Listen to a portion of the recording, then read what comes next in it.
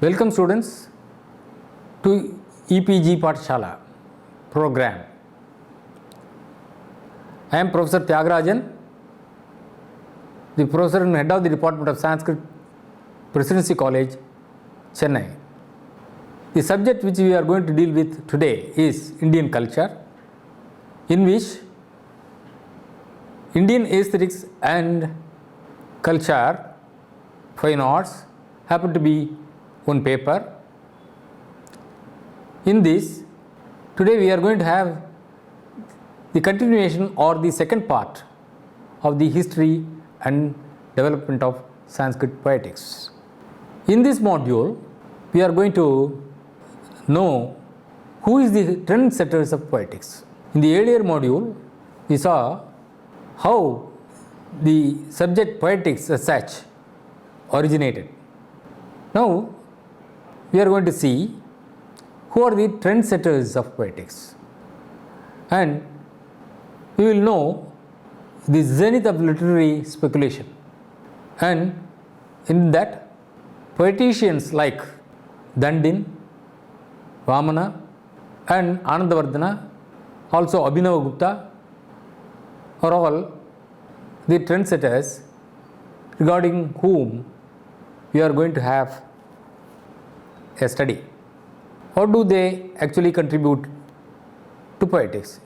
That is also our question. Bhamaha happened to be the earliest writer on poetics. So we can call him as the first trendsetter, because there are a lot of people who have given different trends at different times. But yet, Bhamaha happened to be, we can say, the Pitamaha of Alankara Shastra. He belonged to 7th century AD. His work is Kavya Alankara, that is a work dealing with Sanskrit poetics. This work is the first to deal with poetics separately from dramatic theory. Why I am telling this is that Bharata happened to be the earliest one who described about the Alankaras and other things. And he has written it especially for Natya. So, Natya Shastra. So, this was a treatise specially for Natya Shastra, and in which he has dealt with the Alankaras also. So, which happened to be the auxiliary thing for the Natya. But as far as poetry is concerned, the first man to bring out a Shastra happened to be Bhamaha. And he is held as the first man of literary criticism. Next, we shall see the influence of Bhamaha's views on subsequent poetics also. Definitely, he has influenced the later poeticians. Subsequent to Bhamaha, the other work which contributed to the Alankara theory, of course, reading Bhamaha, were Kavyalankara Sangraha of Udbata, who followed him during 8th century AD, and Kavyalankara of Rudrata a century later, that is during 9th century AD. Udbata authored the Bhamaha Vivarana, a commentary of Bhamaha's work. That means he accepts all the views of Bhamaha, but he felt that there was some explanation required for what all Bhamaha has said. So, he has written the Vivarana, Bhamaha Vivarana. Vivarana means expansion and explanation, a running commentary, we can say, for Bhamaha, Bhamaha's Kavya Alankara. Now, let us see what is the period of zenith of literary speculation. The next 7 centuries that followed, almost important Sanskrit works were written. It is after Bhamaha, and all the literary theories developed. During this period, both poetics and dramatic theory have attracted attention of the scholars, and literary speculation reached the zenith during this period only, that is about 7 centuries. And among the poeticians, Dandin, who belonged to the south, it is said that he belonged to Kanchipuram, he wrote Kavya Adarsha, that is a mirror of poetry. Not only that, you can interpret Kavya Adarsha into not only mirror, but also it is the first trendsetter Adarsha means the first of its kind. So after Bhamaha, the next writer on poetic theory was the well-known critic and poet, this Dandin alone, who belonged to 8th century AD. He is the author of Kavyadarsha. His work is a systematic presentation of the substance than Bhamaha's. So it should be, because one work has already come, and Dandin, who came later, might have definitely read his work also. So he should have felt that there should be some improvement in what all he writes over Bhamaha. So he attempted the Alankara Shastra as Kavyadarsha, and it happened to be a little bit developing the concepts and the ideas of Bhamaha.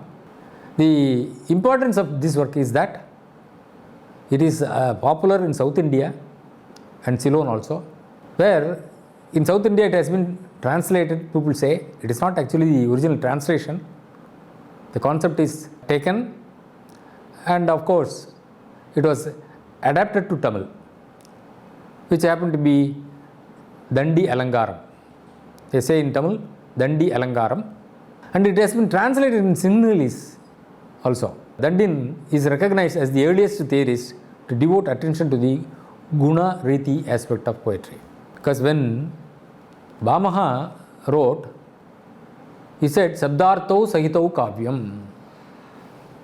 That was the first definition given by him. What is Kavya? Sabdartau Sahitau Kavyam. Prior to that, there was one definition, commonly known to all. It is common also. Kavehe Karma Kavyam. See, the Kavya is defined as the work of poet. It is so simple. Where it is not actually pinpointing the contribution of a poet. Because Kavehe Karma means any karma, any activity of karma becomes Kavya. Actually, that is not. So, the developed definition happened to be Sabdartau Sahitau Kavyam. So, the word and meaning attached together, when presented, it becomes a Kavya. There also, it is not very clear in the sense. Every word has got its own meaning. But what is the significance of a poetry when a sentence is uttered? It can be an ordinary sentence also, which carries some meaning. But it should be poetic. Poetic in the sense it should have some sort of alankara also, embellishment. So the greater portion of the first chapter in his work is devoted to the study of ritis, style, and their constituent gunas, regarding which we are going to discuss in other modules. What is a guna? What is actually riti? How many ritis are there? And what is more attractive? So those things we are going to discuss. But riti and guna go together. So he gives importance to alankara, riti, guna in his Kavyadarsha. The next author who comes after Dandin happens to be Vamana, who wrote an Alankara Shastra called Kavyalankara Sutravritti. He belonged to 9th century AD. So he is the successor of Dandin, and he built up the theory based on Guna Riti theory of Dandin. He popularized Riti theory especially, and he was the first to introduce the concept of soul in poetry. Till then, people never talked about soul. They have been talking about the structure of it, external aspect of it. Only he started telling that there is a soul behind it, there is a spirit of a poetry. What is that spirit of poetry? He says, Ritiratma Kavyasya. Riti happened to be the soul of poetry. First, the word he uttered as Atma, soul, to poetry is Riti, the style. The factor that separates poetic speech from ordinary speech. Because, as I told you earlier, when Bhamaha said Sabdartho Sahitau Kavyam, etc., the doubt is always there. The very ordinary sentence also should be called as poetry? No. For which he substantiates saying that it should be separate. It should be poetry is something different from ordinary speech. So he said Riti. Like Dandin, he too explains Riti associating with gunas.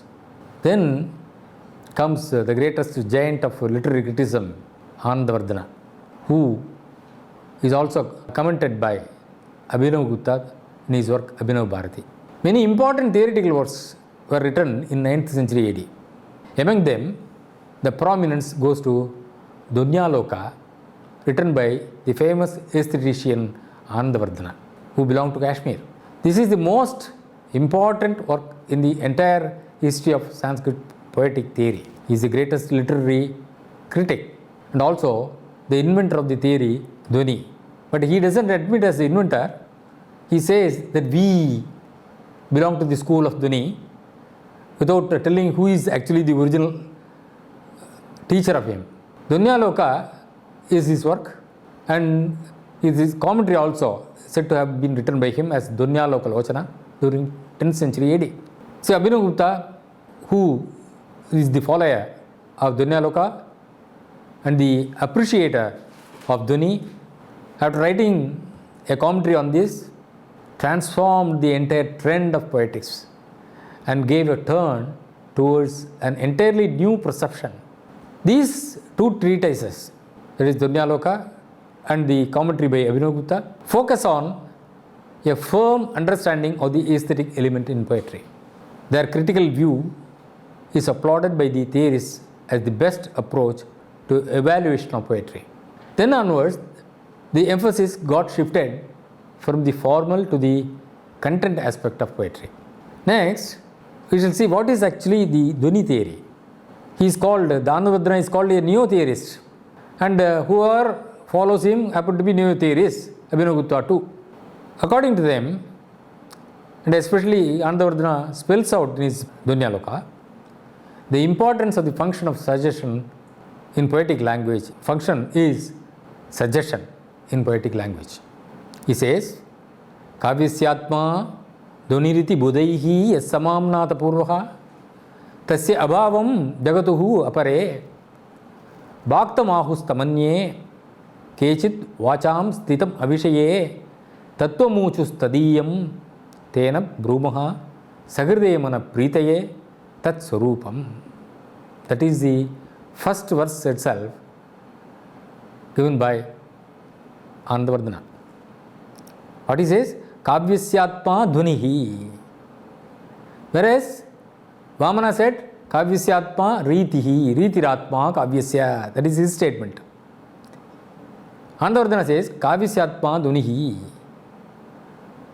But cleverly he says, just like Yajnavalkya in the Brihadaranyaka Upanishad was questioned by Maitreyi, can you pinpoint exactly what is Brahman? Very clever question posed to Yajnavalkya. If Yajnavalkya says something about it, then he cannot be counted as Brahmagyani. That was a place to test who is Brahmagyani by King Janaka. So the question by Maitreyi is a little twisting, because it is said, Yato vacho na nivartante aprapya manasa saha. See, the words and the minds went together in search of Brahman, but both of them came back as a failure without finding out who is Brahman. So, such a concept, if it is to be explained, you cannot describe it. So, Yajnavalkya cleverly said that it is Aksharam, that which does not perish at any time. It is ever existing. So, he said that, and then said, it is thus the Brahmavadins have already stated. So, as if he is not telling, he has borrowed the words of his ancestors. He has answered. Like that, Anandavardhana too says, Kavyasyaatma dhuniriti budaihi samamnata purvaha. It has been already stated by the intelligent persons who knew the art of poetry. So regarding this, we will discuss when we are talking actually about Andavardhana. So the aesthetic significance has been first very much attached to Dhwani. His followers also. See, his followers were given the name as Sahridayas. Who is a Sahridaya? The Sahridaya is one who follows the author and thinks on the lines of the author. He can alone appreciate what is the content in it and what is actually suggested in it. So, a person who is seasoned in the Dhwani concept alone is called Sahridaya. So, the other followers also credit the success in satisfactorily incorporating the concept of rasa into their critical framework. Because Anandavardhana talks about Dhwani. Of course, the various Dhwanis he is just bringing out, but amongst that, Rasadhwani is given prominence, and he goes to the extent telling that amongst all the Dhwanis, Rasadhwani is Dhwani, he says. Thus, introduction of Dhwani theory was the crowning achievement in Sanskrit aesthetic thoughts. Then we will know who are the interpreters of rasa. Bharata has already stated the rasa concept is very important, for which only he has written a Rasa Sutra, regarding which we are going to see in the next module. Right from Vamaha up to 9th century AD, the attention of literary theories was focused on poetry. Mostly the major works belonging to this period deal with poetry and poetic criticism. However, in the field of dramatic theory, there existed a few prominent scholars who made valuable contributions to the poetics, at least in the form of commentaries to Natya Shastra of Bharata. They are Bhatta Lollata, who belonged to 8th century AD. Because Bharata said, Vibhava, Anubhava, Vyabhichari Samyogat, Rasa Nishpatti. How the rasa is created. That is because of Vibhava, Anubhava and Vyabhichari Bhavas, he says, with regard to the Natya Shastra. So, Rasa Nishpatti he is telling, Rasa Nishpatti, but the aesthetic pleasure is arising. So, the concept of Rasa Nishpatti or the aesthetic pleasure has been already noted down by Bharata. But the conception by Bharata happened to be commented upon by others based on different conceptual thoughts. Amongst them happened to be, the first one happened to be Bhatta Lollata. This Bhatta Lollata, who belonged to 8th century, gave his own interpretation. Of course, we are going to see, or rather analyze the interpretation of Bhatta Lollata in the next upcoming modules. And the next author who happened to interpret Rasa Sutra is Sri Shankuka, who belonged to 9th century AD. Their works are not available now, these two, Sri Shankuka's works, but their views on rasas are found quoted in subsequent treatises such as Abhinava Bharati by Abhinava Bhatta. See, this Abhinava Bharati is a very, very important text as regards Natya Shastra, because the commentary is very well appreciated by the scholars. Then Kavya Prakasha of Mammata and Kavyanusasana of Hemachandra also are considered to be very important with regard to the interpretation of the rasa. In this context, mention may be made of Bhattanayaka of the 10th century AD, about whom our knowledge is restricted to references in Dhwanyalokalochana and the above mentioned works. Like Bhatta Lollata, Sri Shankuka, Bhattanayaka too are credited with an interpretation of the Rasa Sutra. He was the author of the treatise entitled Hridaya Darpana, that is the mirror of the heart, which is now lost. It is not certain whether the rasa interpretation appeared in this work in a separate commentary on Natya Shastra, or he has written a work Hridaya Darpana itself, in which he has dealt with the interpretation of rasa.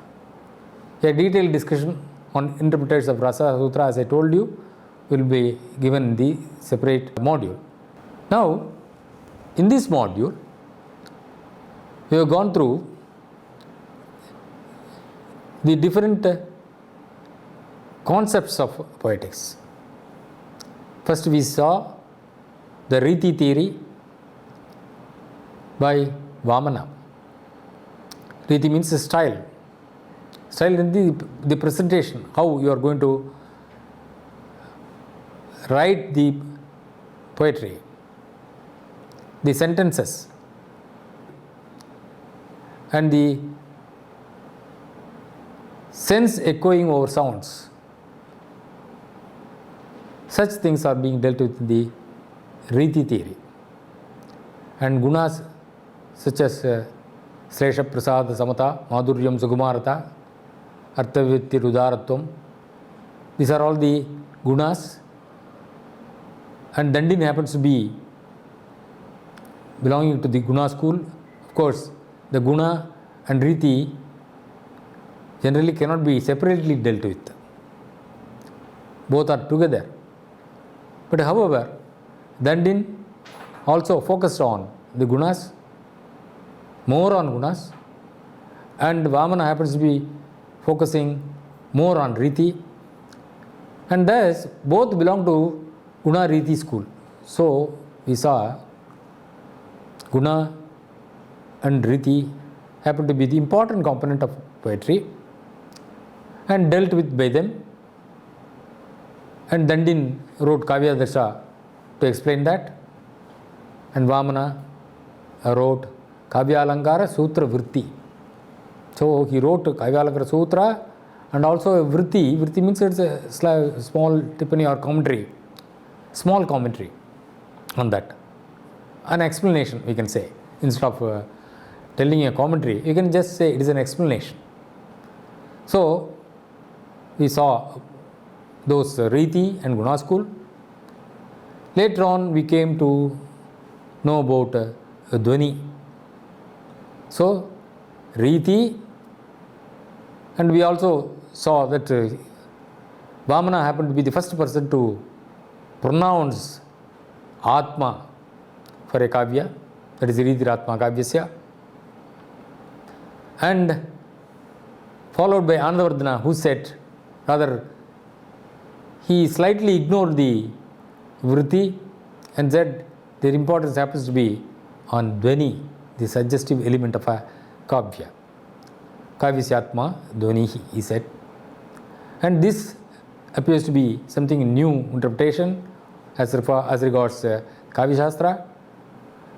And Abhinava Bhatta, who followed Anandavardhana, happened to write more on that by commenting on it through his commentary, and both Abhinavagupta and Anandavardhana happened to be belonging to Dhvani school of poetry.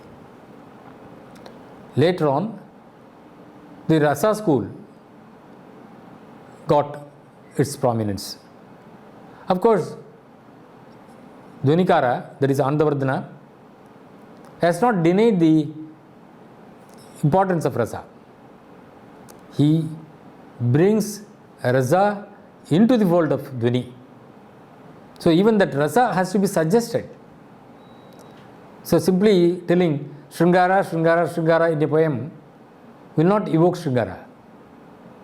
So the bhavas are to be created, and the maturity of the bhava culminates at last with the greatest sentiment. The emotion attaining maturity culminates in a rasa, and accordingly, for each and every rasa, different types of emotions are there. Such emotions are to be evoked by the writer through his pen. So this also is thought And finally, Anandavardhana said, though my argument is more on suggestive poetry, my emphasis and the prominence is on Rasadvani. So, the Rasa, suggestion or the Rasa happen to be the important thing, the soul of a Kavya or the spirit of a Kavya. Thus, Anandavardhana and Abhinavagupta have paved the way for the new theories, and therefore they were called neo theorists. Thank you.